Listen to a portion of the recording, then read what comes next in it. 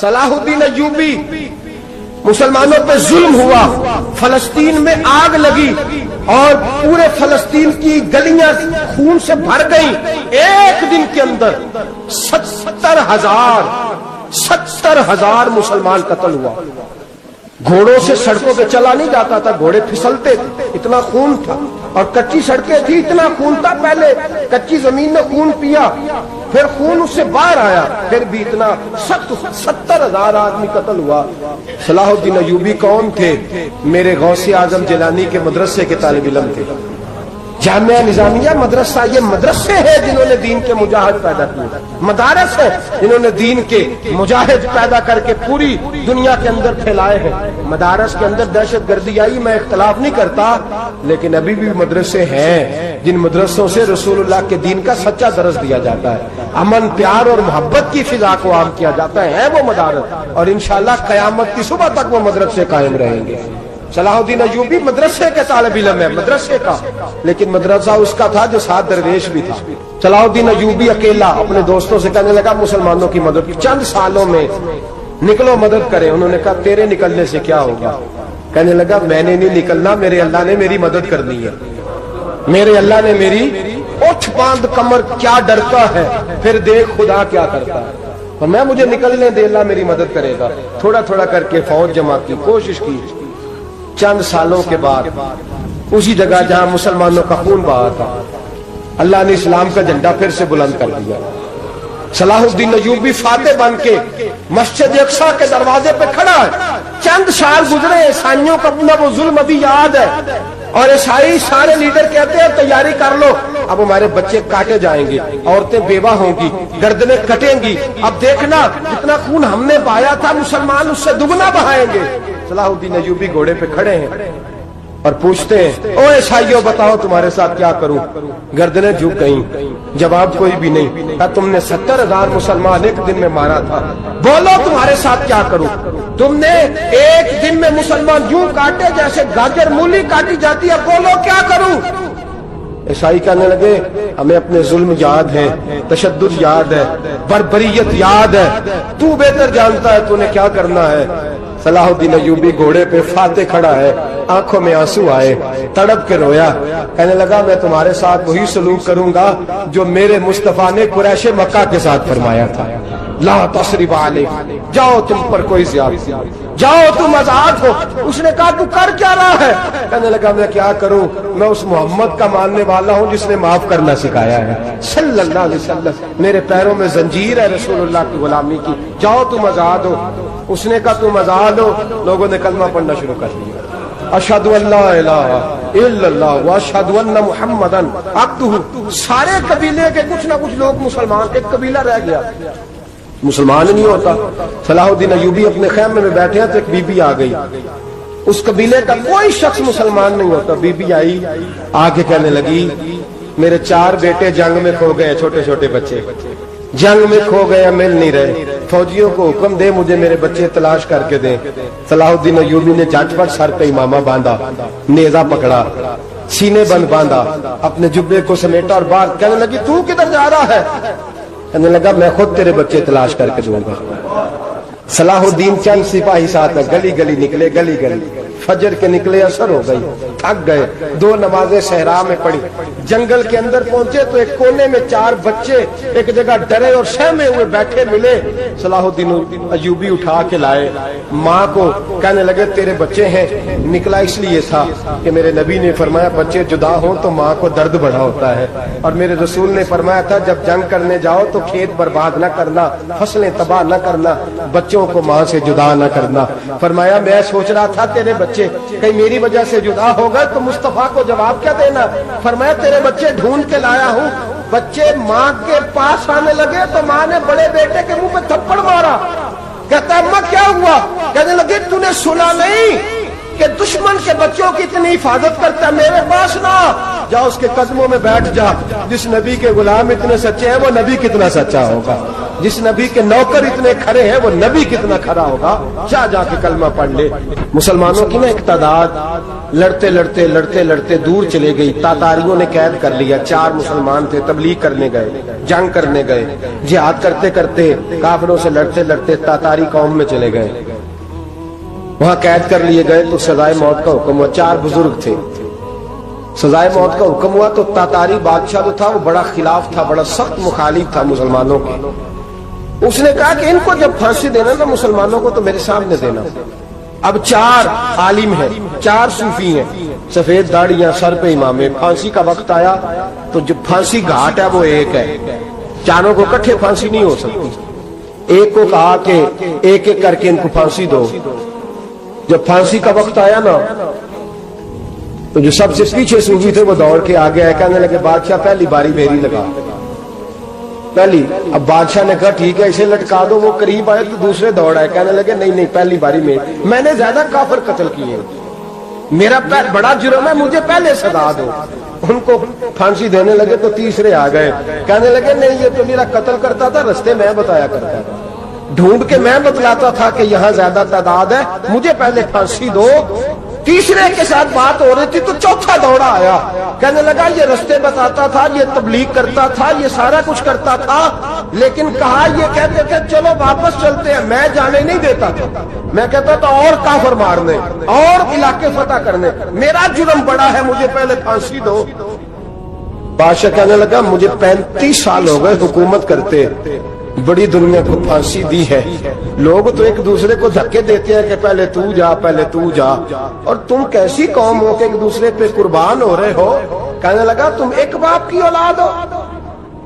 جاگ رہے آپ لوگ. تاتاری بادشاہ, کافر بادشاہ, اسلام کی مخالفت کر دیں, ایک باپ کی اولاد ہو کا نہیں, ایک قبیلے کے رہنے والے ہو کا نہیں, ایک ملک کے رہنے والے ہو نہیں. اس نے کہا رشتہ کیا ہے, تمہارا رشتہ کیا ہے؟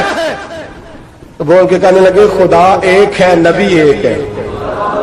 خدا ایک ہے اور نبی منفرد ایک ہے. اس قوم کی نقصان بھی ایک ہی سب کا نبی. اللہ بھی, قرآن بھی ایک. کیا ہی اچھا تھا ہوتے اگر مسلمان بھی ایک. یوں تو سید بھی ہو, مرزا بھی ہو, افغان بھی ہو, تم سبھی کچھ ہو, بتاؤ کہ مسلمان بھی ہو. فرمایا ہمارا اللہ ایک ہے, نبی ایک ہے. تو کہا پھر ایک دوسرے پہ جان کیوں دیتے ہو؟ فرمایا ہمارے نبی نے ہمیں بھائی بھائی بنا دیا ہے. بھائی کا دل نہیں کرتا اس کی آنکھوں کے سامنے بھائی چلا جائے, ہمارا دل نہیں کرتا پہلے مجھے دے. بادشاہ کہنے لگا تمہارا جذبہ مجھے متاثر کر گیا, جاؤ میں تم چاروں کو آزاد کرتا ہوں, تمہیں آزاد کرتا ہوں. میرے دوستو یہ رنگ تھا, دیکھیں نا, یہ اس دھرتی نے نظام دیکھا ہے نا, اس فلک نے پہلی بار دیکھا, اس زمین نے پہلی بار. اور میرے حضرت صاحب فرمایا کرتے تھے زمین تڑپ کے روئی, اس نے پہلی دفعہ دیکھا. احد کا میدان ہے, 3 صحابہ تپتی ہوئی زمین پہ زخموں سے چور چور پڑے ہیں. حضرت انس بن نضر رضی اللہ تعالیٰ عنہ پانی کا پیالہ لے کے پہنچے. ایک زخمی سے کہا تجھے پانی پلانا ہے, تو کہنے لگا میرے زخم تھوڑے ہیں, وہ جو ساتھ پڑا ہے اس کے زخم گہرے ہیں, پہلے اسے پانی پلا دے, جا اسے دے دے. اس کے پاس پہنچے تو وہ کہنے لگا وہ مجھ سے پہلے گرا تھا, اس کا زخم زیادہ گہرا ہے, اسے پانی پلا. تیسرے کے پاس گئے تو کہنے لگا چوتھا تڑپ زیادہ رہا ہے, اس کی عمر زیادہ ہے, میں تو جوان ہوں برداشت کر لوں, بڑھاپے کی وجہ سے نڈھال ہو گیا, پہلے اسے پانی پلا. چوتھا کہنے لگا 5ویں کے پاس جا. 5واں کہنے لگا 6 کے پاس جا. حضرت انس بن نضر کہتے میں رو پڑا, میں نے کہا محمد کی غلاموں, رسول نے تمہیں کیسا جذبہ دے دیا ہے, زبانیں پیاس سے باہر ہے لیکن تمہاری اخوت مرتے دم تک قائم ہے. کہتے میں 7ویں کے پاس گیا تو کہنے لگا اگر 6 قربانی دے سکتے ہیں تو مجھے خود غرض نہ سمجھ, میں نے نہیں پانی پینا, جا پہلے کے پاس لے جا. کہتے میں پہلے کے پاس آیا تو روح پرواز کر گئی, دوسرے کے پاس آیا تو روح پرواز کر گئی, میں 7ویں تک آیا تو انتقال کر گئے. کہتے ہیں پانی کا پیالہ میں نے اٹھایا اور میں نے زمین پہ رکھا تو میں نے کہا پانی کھوا رہے نا, محمد کے غلام مر تو جاتے ہیں پر ایک دوسرے کا خیال بڑا رکھا کرتے ہیں. گواہ رہنا یہ مر جایا کرتے لیکن ایک دوسرے کا درد. میرے دوستو لٹا ہوا برما، روتے ہوئے مسلمان، سسکیاں اور آہیں لیتی ہوئی مائیں پوچھتی ہیں اے خاصا اے خاصان رسول وقت دعا ہے، امت پہ تیری آ کے عجب وقت پڑا ہے. وہ دین جو بڑی شان سے نکلا تھا وطن سے، پردیس میں وہ دین آج غریب الغربا ہے. فریاد ہے اے کشتی امت کے نگہباں، بیڑا یہ تباہی کے قریب آن لگا ہے. اور کیا خوبصورت جملے کہے تھے کہ نبی پاک صلی اللہ علیہ وسلم نے، حضور نے فرمایا تھا میرا مومن ایک جان کی طرح ہوتا ہے، ایک جان کی طرح ہوتا ہے. ایک کو تکلیف ہو جسم کے ایک حصے کو، سارا حصہ پریشان ہوتا ہے. فرمایا یہ ایک مکان کی طرح ہے، ایک اینٹ دوسری اینٹ کو مضبوط کرتی ہے. فرمایا یہ مضبوط لوگ ہیں، یہ مضبوط لوگ. حضرت عمر فاروق کا زمانہ ہے، ایک آدمی نے سیری بھیج دی ایک گھر میں بطور تحفہ. قحط کا زمانہ تھا، گوشت ملتا نہیں تھا، جانور. ایک آدمی نے سیری بھیج دی ایک آدمی کے گھر میں. اس نے کیا کیا؟ اس نے اپنی بیوی سے کہا ہماری تو خیر ہے، ساتھ والا پڑوسی زیادہ غریب ہے، ادھر نہ بھیج دے. یہاں گندم امیر شہر کی ہوتی رہی خراب اور بچی کسی فقیر کی فاقوں سے مر گئی. کہا ساتھ والے پڑوسی کے گھر سے میں کئی دنوں سے بھوک کی آوازیں، وہاں بھیج دے. اس کے گھر گئی تو اس کی بیوی شوہر کو مشورہ دیتی ہے، کہتی ہے میرے بچے تو دلیر ہیں، ساتھ والے کے چھوٹے ہیں، وہ گزارا نہیں، ادھر نہ بھیج دے. ادھر گئی. ایک روایت ہے 7 گھر، ایک روایت ہے 21 گھر. 21 گھروں میں گھومتی ہوئی وہ سری پھر پہلے کے گھر میں آ گئی. اور پہلا صحابی کہنے لگا صرف تو نے ہی محمد کا کلمہ نہیں پڑھا، باقی 20 نے بھی پڑھا ہوا ہے. صرف تو نے ہی رسول اللہ سے یہ درس نہیں لیا، باقیوں نے بھی لیا ہے. اور صرف تیرے اندر ہی جذبہ اظہار نہیں، تو ہی صرف مسلمانوں سے پیار نہیں کرتی، سارے ہی پیار کرتے ہیں. وہ سری پھر آ گئی. اب کیا کرنا ہے؟ اب کیا کرنا ہے؟ تو امام نبوی نے لکھا ہے وہ کہنے لگی کرنا کیا ہے؟ پکاؤں گی میں اور کھائیں گے 21 گھر. پھر بھی اکیلے نہیں کھائیں گے، پکاؤں گی میں اور کھائیں گے 21 گھروں کے مطابق شوربہ پکا. اور پھر برتن میں ڈال کے وہ بی بی ایک گھر کا دروازہ کھٹکھٹاتی ہے، کہتی ہے مصطفیٰ کے غلاموں نکلو باہر اور کھاؤ، اس لیے کہ جس نبی نے مجھے پیار کا حکم دیا اسی نے تمہیں بھی پیار کرنا سکھایا ہے. یہ رنگ چشم فلک نے سکھایا ہے.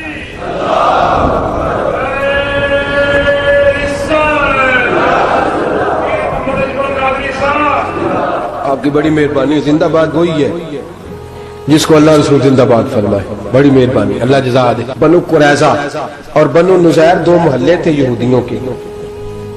یہودیوں نے بڑی عہد شکنی کی تو نبی پاک صلی اللہ علیہ وسلم نے ان کو بے دخل کر دیا، مدینے سے نکال دیا مدینہ منورہ سے. یہودی نکل گئے مدینہ طیبہ سے. تو جب وہ نکل کے جا رہے تھے تو ان کے مکان، ان کے باغ، ان کی جائیدادیں بچ گئی. نبی پاک علیہ السلام نے انصار مدینہ کو پہلے بلایا. جاگ رہے ہیں نا آپ لوگ؟ پیسے آتے کسی کو برے لگتے ہیں. اب تو یہ بھی حلال حرام کی تمیز بھی اٹھتی جا رہی ہے. جائیداد، باغ، مال، علاقہ خالی ہوا ہے، وہ چلے گئے اور لوگ تو ڈھونڈتے پھرتے ہیں. اللہ خیر فرمائے، شاملار جگہ ملتی نہیں اب شہروں میں. وہ کس کس نے نام کرا لیا، کدھر گئی ہے کوئی خبر ہی نہیں، خالی جگہ پڑی ہے. میرے نبی پاک علیہ السلام نے پہلے انصار مدینہ کو بلایا. حضور نے فرمایا انصاریوں بہت بڑی جائیدادیں یہودیوں کی، بنو نذیر اور بنو قریظہ محلے خالی ہو گئے، میرا دل کرتا ہے وہ تمہیں دے دوں، اس لیے کہ تم نے اپنے مہاجر بھائیوں کے ساتھ بڑا تعاون کیا، جائیدادیں تم نے دے دی ہیں، مکانات دے دیے ہیں، بڑا کچھ تم نے دیا ہے، میرا دل کرتا ہے وہ تمہارے نام کر دوں. تو انصار مدینہ کیا کہنے لگے یا رسول اللہ دے تو ہم نے دیا ہے پر وہ بیچارے جھجکتے ہی رہتے ہیں، وہ جھجکتے ہی رہتے ہیں، کھول کے ہماری چیزیں استعمال نہیں کرتے. تو حضور ہم تو پہلے ہی انصار ہیں، ہمارے پاس بڑا کچھ ہے، آپ مہربانی فرمائیں وہ سارا کچھ مہاجروں کو دے دے مہاجرین کو ہمیں نہیں چاہیے. اب چلے گئے بات کر کے. میرے حبیب پاک نے مہاجروں کو بلا لیا.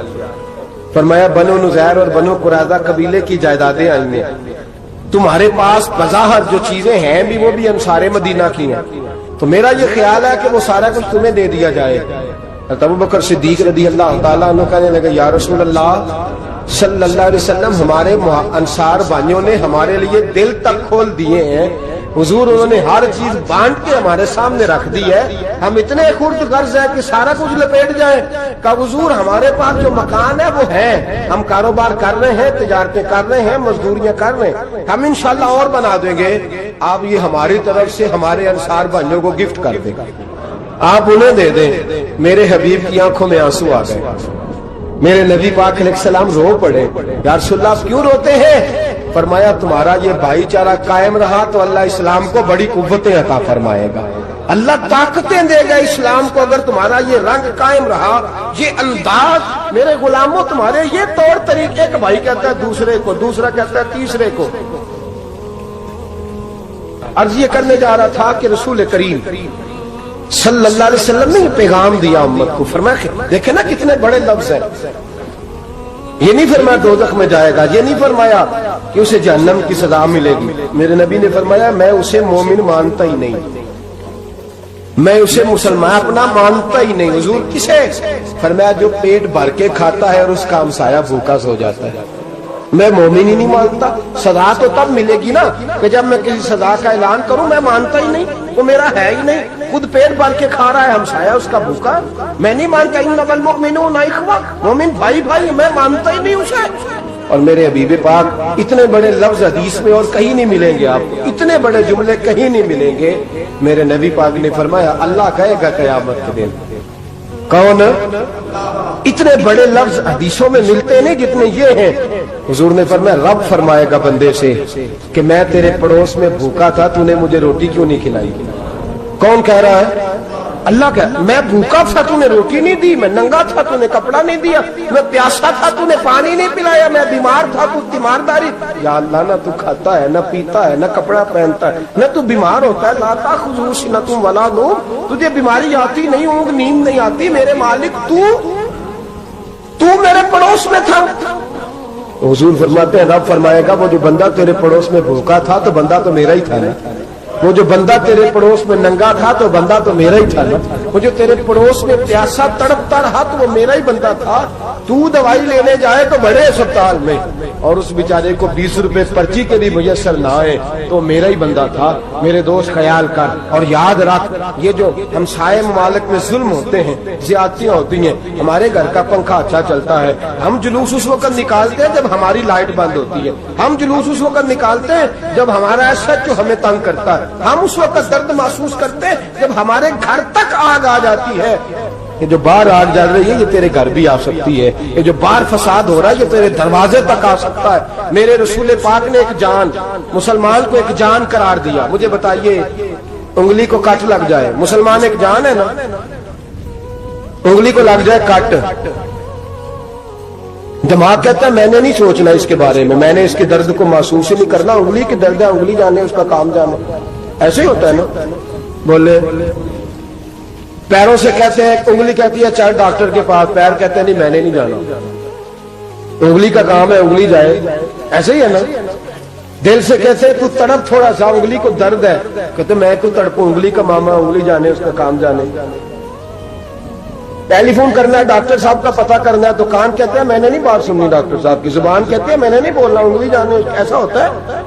पैर एहतजाज कर दे कि मैंने डॉक्टर के पास, मैं क्यों चक्कर खाता फिरूं डॉक्टर की दुकान की, उंगली को दर्द है उंगली जाने। ऐसा होता है भाई। मेरे रसूल पाक ने फरमाया मुसलमान एक जान है, तो दर्द बर्मा के मुसलमानों को हो रहा है तो पाकिस्तानी कह रहे हैं कोई बात नहीं, वो जाने उनका काम जाने। एक जान है ना, दर्द होना चाहिए, तकलीफ होना चाहिए। फटे पे बातें होती हैं इस मौजू पे, असेंबली पे गुफ्तगू हुई है इस मौजू पे, आपकी सूबाई असेंबलियां इस मौजू पे बोली हैं, आपके काउंसिल इस मौजू पे बोले। हम तो अपनी अपनी सियासतें, अपने अपने तमाशे, अपने अपने चक्रों में लगे हुए। वो दरिया के अंदर सिसकते मुसलमान, बंगाली कहते हैं हमारे नहीं, बर्मी कहते हैं हमारे नहीं, पाकिस्तानी कहते हैं हमारे नहीं, तुर्की कहते हैं वो किसके हैं, वो किसके हैं? वो अल्लाह के बंदे हैं, मोहम्मद अरबी के गुलाम है सल्लल्लाहु अलैहि वसल्लम। लेकिन मेरे दोस्तों क्या हमें क्या गर्ज है, वो जाने उनका काम जाने। ये जब तेरे पैरों तक आग आएगी پھر تجھے پتا چلے گا یہ بڑی سخت آگ ہے.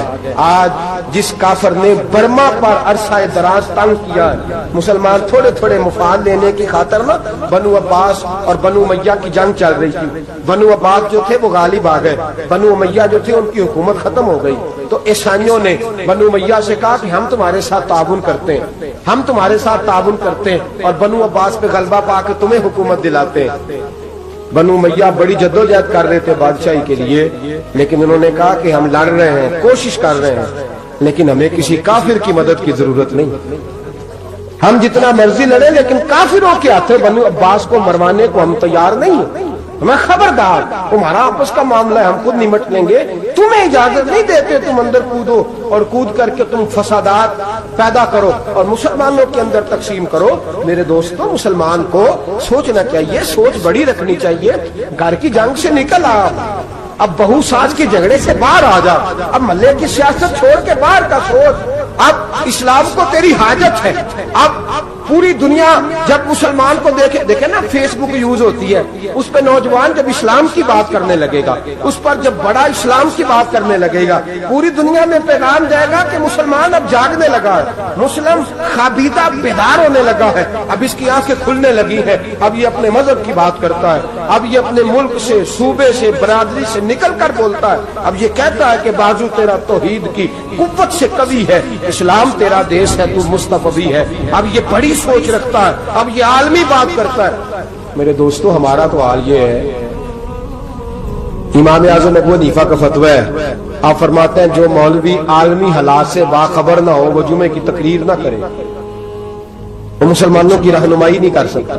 عالمی حالات سے جو خبردار نہ ہو، تو جس کو چھٹی ہو جائے، تو نے ختم نہیں پڑھا، دوڑ جا مسجد سے، تو ختم نہیں پڑھتا ہمارے، تجھے پتہ ہی نہیں تو کہاں رہتا ہے، بھاگ جا. وہ عالمی حالات پہ بات کرے گا، اس بیچارے کو تو پتا میری سویرے چھٹی ہو جانی. سیاست کا لفظ چھیڑا نہیں تو میں گیا نہیں. یاد رکھے، وہ جو بیداری ہے، وہ جو اعلیٰ ظرفی ہے، وہ جو بڑی سوچ ہے، وہ جو ملت کی سوچ، وہ جو قومیت کی سوچ ہے، وہ جو آگے بڑھنے کا زاویہ ہے، وہ تو اندر اقبال کہتے ہیں گلا تو گھونٹ دیا اہل مدرسہ نے تیرا، گلا تو گھونٹ دیا اہل مدرسہ نے تیرا. تجھے تو مدرسے والوں نے پلیٹ پکڑا دیا ہے کہ جا سویرے لنگر کٹھا کر کے لا اور دوپہر کو روٹیاں مانگ کے لا اور دیکھ آج مرا کون ہے، ختم کس کا پڑھنا ہے. تو گلا تو گھونٹ دیا اہل مدرسہ نے تیرا، اب کہاں سے آئے گی صدا لا الہ الا اللہ. تو گھونٹ دیا تیرا گلا، تو کیسے بڑی بات کرے گا؟ بڑی بات کے لیے بڑی سوچ چاہیے، بڑی تگودو چاہیے، بڑی کوشش چاہیے، بڑا حوصلہ چاہیے. مسلمان چھوٹی چھوٹی لڑائی میں، چھوٹی چھوٹی جنگ میں، ایک دکاندار دوسرے دکاندار سے لڑ رہا ہے، گلی والا دوسری گلی والی سے لڑ رہا ہے، محلے والا محلوں پہ اعتراض. ایک شہر میں رہنے والے میں نے دوسرے محلے پہ اعتراض کرتے دیکھا. یقین کریں، ایک شہر میں رہنے والے، علاقے میں بسنے والے کہتے ہیں بھائی توبہ ہے، اس محلے تو اللہ ہی بچائے. لا حول ولا قوت. وہ جو تقسیم در تقسیم کی سوچ ہے، اس نے چھوٹے چھوٹے ٹکڑوں میں مسلمانوں کو بانٹ دیا ہے. چھوٹی چھوٹی تقسیم ہے، چھوٹا چھوٹا ہمارا مزاج ہے، چھوٹی سوچ ہے. بڑی سوچ کی بات سنیے. صلاح الدین ایوبی، جاگ رہے ہیں نا آپ لوگ؟ تو آخنا حضرت صاحب ایڈی وڈی گل چھیڑ چھڑی ہے، یہ مطلب ہی کون نہیں، کنے برما جانا ہے تو کنے مدد کرنی ہے. میں تو بھائی فریضہ سر انجام دے رہا ہوں. میرے نبی نے فرمایا برائی کو یا ہاتھ سے بدل، ہاتھ سے نہیں بدل سکتا تو زبان سے تو بولنا. تو میں معذور ہوں، کمزور آدمی ہوں، ہاتھ سے بدلنے کی طاقت نہیں رکھتا، تو دوسرے درجے پہ تو مجھے عمل کرنے دو نا.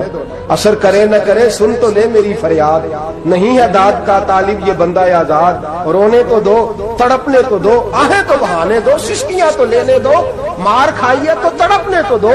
وہ قرآن پاک برما میں پابندی لگی ہے تو میں یہاں سوچنے لگا ہوں کہ وہاں تو پابندی لگی ہے، یہاں پہلے لوگ کوئی نہیں پڑھی. معاذ اللہ تعالیٰ حالات دن بدن مسلمانوں کے لیے ایک ایک کر کے. افغانستان میں جو آگ لگی تھی، پھر وہ عراق میں بھی لگی، پھر وہ لیبیا میں بھی لگی، پھر وہ مصر میں بھی لگی، پھر وہ یمن میں بھی لگی. سعودی عرب میں دھماکے ہوئے، میرا دل تڑپا ہے، مجھے پریشانی ہوئی. میں بچے پاس تھے، میں بڑا ڈسٹرب ہوا. میں نے کہا یار یہ ہمارا سب کا اجماعی عقیدت کا مرکز ہے. ہم کم از کم 1000 اختلاف کے باوجود کہا کرتے تھے کہ عرب میں امن ہے یار، وہاں سکون ہے، وہاں دکانیں کھلی چھوڑ کے لوگ چلے جاتے ہیں. وہاں بھی فساد ہونے لگا.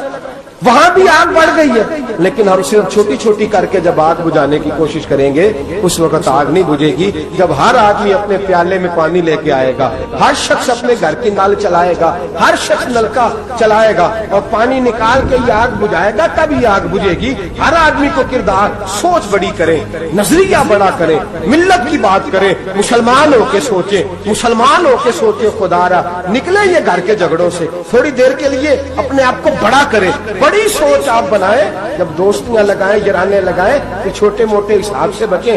بابا بلے شاہ صاحب فرماتے کوڑے ورک کتاب نہیں ہوندے، کوڑے ورک کتاب نہیں ہوندے، پتھر دل گلاب نہیں ہوندے، او بلیا یاری سوچ کے لائیں، یارا نال حساب نہیں ہوندے۔ پھر ذرا نکلے اس حساب کتاب سے باہر، بلیا یاری سوچ کے لائیں، یارا نال صاحب نہیں ہوندے۔ پھر ذرا بڑا ذہن کرے، چھوڑے اپنے صاحب یبصرون اعلی انفسہم ولنبلونکم بشیء من الخوف والجوع ونقص من الاموال والانفس والثمرات۔ پھر حساب کتاب سے نکلے، پھر امام علی مقام کی طرح یہ سوچ بنائے کہ حسین کے بچے چلے جائیں تو کوئی حرج نہیں، امت پر آنچ نہیں آنی چاہیے۔ ایک امام علی مقام، کل تک امام میدان میں کھڑے تھے تو اکیلے تھے، لیکن آج پوری دنیا کہتی ہے حسین ہمارا ہے، حسین ہمارا ہے۔ آج نظریہ امام علی مقام زندہ ہے، تو اکیلا ہے تو کھڑا ہو، یہ نہ کہا کر چھوٹی سی مسجد ہے، ایک کونا کا کھڑکاوا، مولانا تقریر کر رہے ہیں تو کیا بنے گا؟ ایک آواز کہیں سے گونجا کرتی ہے، پھر اس میں تاثیر میرا اللہ پیدا فرما دیا کرتا ہے، پھر اس کے اندر قوت میرا رب پیدا فرما دیا کرتا ہے، پھر اللہ اس میں تاثیر پیدا کر کے چار دانگ عالم میں پھیلا دیا کرتا ہے۔ جب آپ نماز پڑھ رہے ہوتے ہیں، جب آپ کا مصلی آباد ہوتا ہے، صلاح الدین ایوبی ایک بزرگ سے ملاقات ہو گئی، بیت المقدس پر قبضہ تھا عیسائیوں کا، تو صلاح الدین بڑے پریشان تھے۔ وہ بابا جی کہنے لگے پتر کیا ہوا؟ کہنے لگے حضور پتہ چلا ہے دشمن کے 2 بحری بیڑے اسلحہ لے کے آ رہے ہیں، مسلمان پہلے ہی کمزور ہیں، اور اب اگر 2 بحری بیڑے اور آ گئے تو حضور مسئلہ بن جائے گا۔ تو میں پریشان ہوں کہ کس طرح یہ کم مسئلے والی ہماری فوج ہے کیسے مقابلہ کرے گی۔ تو بابا جی کہنے لگے پتر اس طرح کرنا، آج رات تو بھی دعا کرنا اور میں بھی کروں گا، تو بھی دعا کرنا، آپ ناراض نہ ہونا، ہم تو پیروں والے ہیں، ہم تو پیروں کے نوکر غلام ہیں، ہمارا تو گزارا ہی نہیں، ہمیں تو ملتا ہے سارا کچھ وہاں سے۔ پر میرا سوال یہ ہے کہ تعویذ لینے جاتے ہو نفل کیوں نہیں پڑھتے؟ رات اللہ اللہ کیوں نہیں کرتے؟ یہ بھی تو ہمارے بزرگوں کا ہی طریقہ ہے، انہوں نے تو ہمیں سکھایا ہے۔ صلاح الدین ایوبی سے بزرگوں نے کہا کہ رات آج نا اللہ اللہ کرنا، تو میں تیرے لیے دعا کروں گا، تو بھی دعا کرنا۔ تو بندہ جب دکھی ہوتا ہے تو سجدہ کرتا ہے تو پھر ہی تو مصلی بھیگ جاتا ہے، پھر ہی تو مزہ آتا ہے۔ سکھی بندہ تو کعبے جا کے نہیں روتا، دکھی تھے، تکلیف تھی تو سر رکھا سجدے میں تو تڑپ گئے۔ اور وہ بابا جی کہتے ہیں میں مسجد آیا تو صلاح الدین چیخے مار کے رو رہا تھا اور کہہ رہا تھا مالک میں کوئی اپنی شان کے لیے تو نہیں نہ لڑ رہا، اللہ کو میں کوئی قبضوں کے لیے تو نہیں لڑ رہا، مالک تیرے لیے لڑ رہا ہوں، مجھے بے آبرو نہ کرنا، میری مدد فرمانا۔ کہتے میں آیا تھا کہ مسجد میں دعا کروں گا، پر صلاح الدین ایوبی کو روتے دیکھا تو میں لوٹ گیا۔ تو سویرے صلاح الدین ملے تو بڑے خوش تھے۔ میں نے کہا پتر کیا ہوا؟ کہنے لگے حضور وہ بحری بیڑے 2 آ رہے تھے نا اسلحہ لے کے، دونوں ڈوب گئے پانی میں ڈوب گئے۔ تو بابا جی کہنے لگے صلاح الدین وہ پانی میں نہیں ڈوبے، وہ تیرے آنسوؤں میں ڈوب گئے، وہ غرق ہو گئے، وہ جو تو نے مصلی بات کیا تو وہ تیرے آنسوؤں میں ڈوب گئے، وہ غرق ہو گئے، وہ تباہ اتنے قیمتی تھے تیرے آنسو کے بہا لے گئے دشمن کے بحری بیڑوں کو۔ میرے بھائی ٹھیک ہو گیا جی، میرے عزیز سمجھ لیں اس بات کو ہمیشہ کے لیے، اور اس پر غور کرنے اچھے طریقے سے کہ میرے رسول کریم سید عالم صلی اللہ علیہ وسلم نے نا ہماری توجہ دلائی، حضور نے ہمیں بتلایا، ہمارا ذوق بڑھایا عبادت کی طرف۔ ایک صحابی تھے حضرت ابو فاطمہ رضی اللہ تعالیٰ عنہ، یہ ترمذی شریف کی حدیث ہے۔ نبی پاک علیہ السلام نے فرمایا ابو فاطمہ قیامت کے دن مجھ سے جلدی ملنا چاہتے ہو کہ دیر کے ساتھ؟ تو کہنے لگے حضور کون ہوگا جو دیر سے ملنا چاہے، ہم نے تو جان دے دی وعدہ دیدار پر۔ اعلیٰ حضرت فرماتے ہیں جان دے دی وعدہ اور نقد اپنا دام ہو ہی جائے گا۔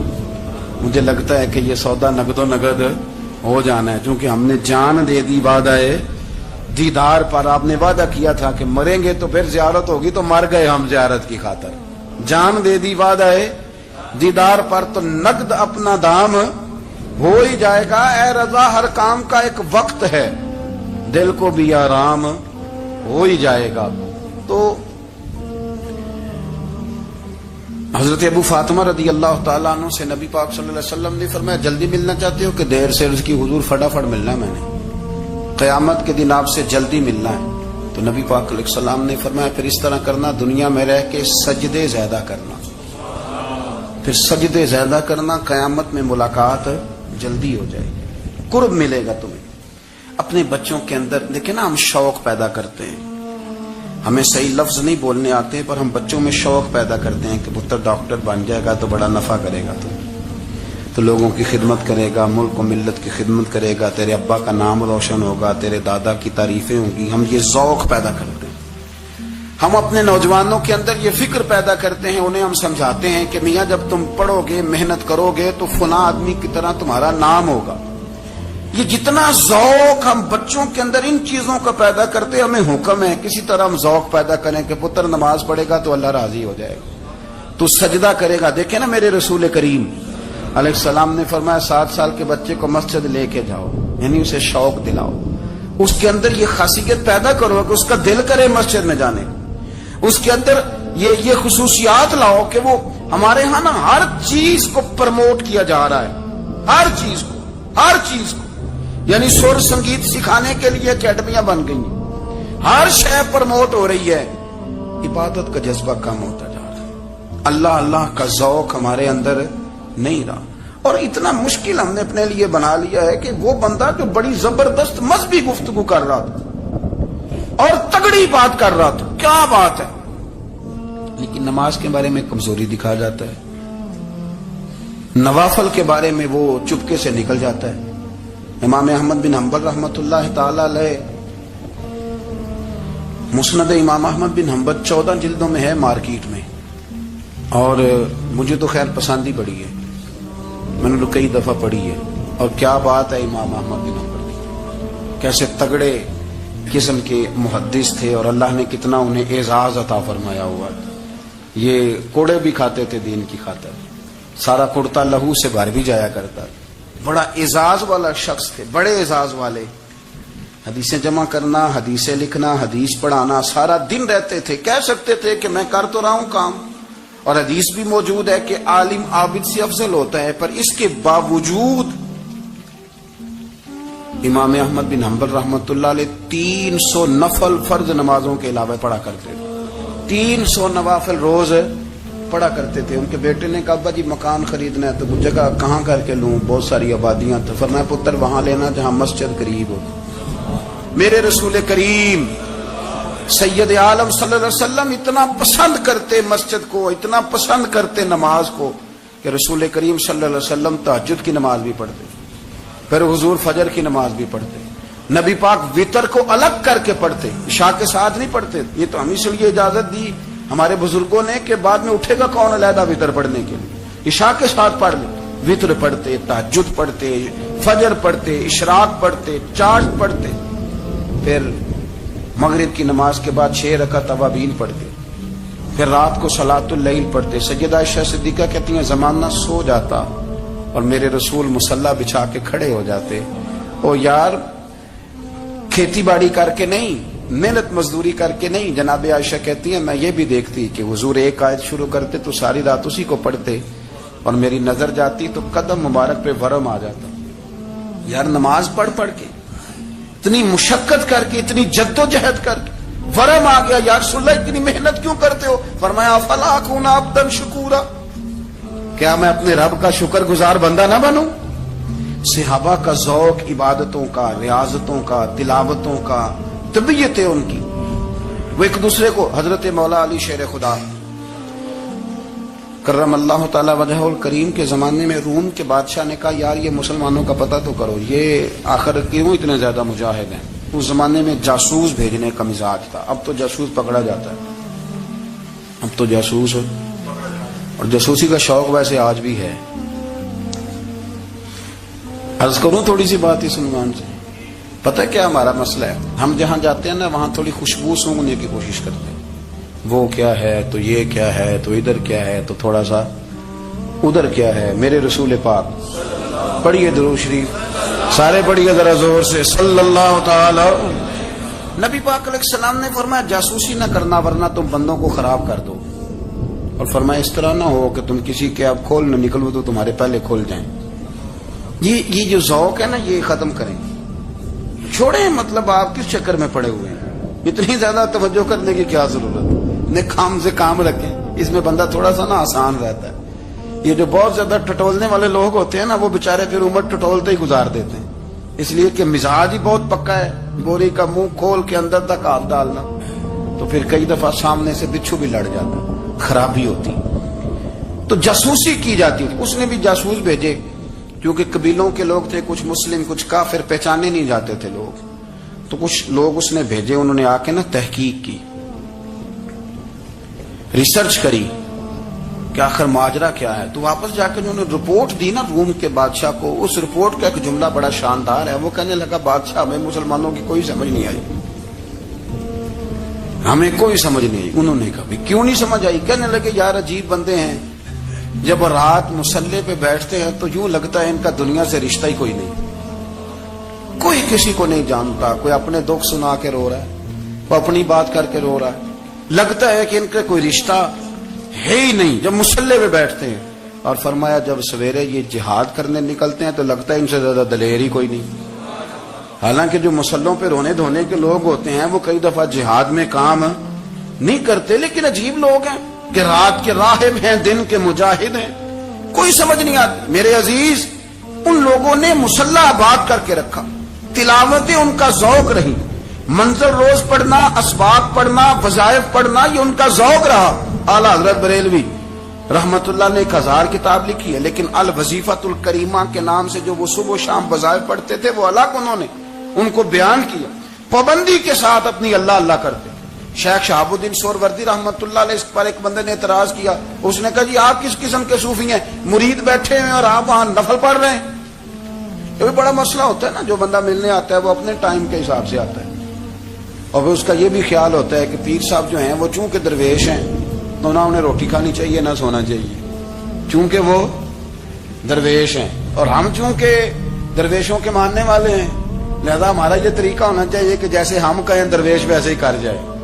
حالانکہ جس کو آپ درویش کہیں گے آپ اس کی مانیں گے, آپ منوائیں گے نہیں, ہمارا مزاج ہوتا ہے. شیخ شہاب الدین پر لوگوں نے اعتراض کی, حضور لوگ ملنے آئے ہیں, زیارت کرنے آئے ہیں, یہ بندے دعا کرانے آئے ہیں, اللہ اللہ کرانے آئے, اور آپ نفل پڑھ رہے ہیں. کیا جملہ ہے, کیا حسن ہے, کیا خوبصورتی ہے. فرمانے لگے رب رسول سے مانگنے کے لیے مصلی بچھایا ہے, اگر وہاں سے مانگوں گا نہیں تو تمہیں دوں گا کیا؟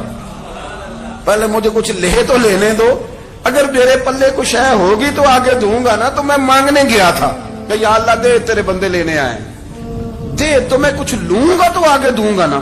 لیکن ہمارا یہ سٹیٹس, یہ مزاج, یہ شعور نہیں ہے. گپیں, کہانیاں, داستانیں, گفتگو, خطابت, واز, کیا بات.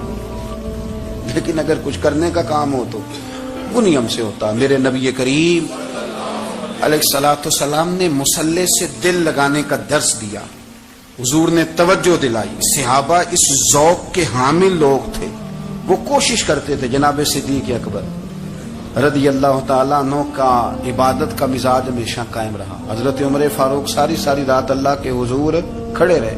حضرت عثمان غنی رضی اللہ تعالیٰ عنہ عشاء کی نماز پڑھ کے 2 رکعتوں کی نیت باندھتے تھے, 15 سپارے پہلی رکعت میں پڑھ دیتے.